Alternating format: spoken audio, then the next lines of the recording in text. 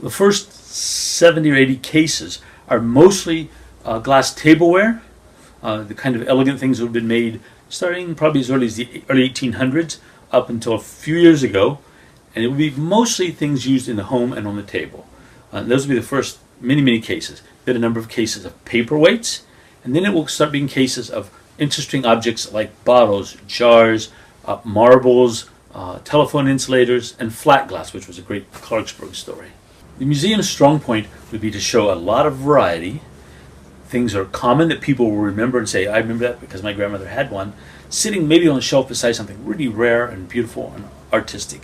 So our great strength is in the diversity and the different stories, not that we tell an art story or history story, it's all that wonderful diversity.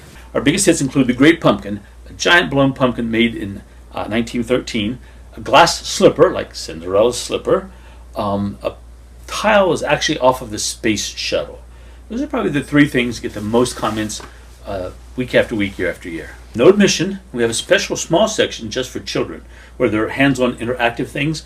So most people think, ooh, glass, ooh, museum, keep the kids out. But we don't want that. We want them to bring the children. We have an area where there are things they can hands-on, they'll occupy them safely. It's our story. In West Virginia, since the first glass factory a little over 200 years ago, we've had 470 some glass factories.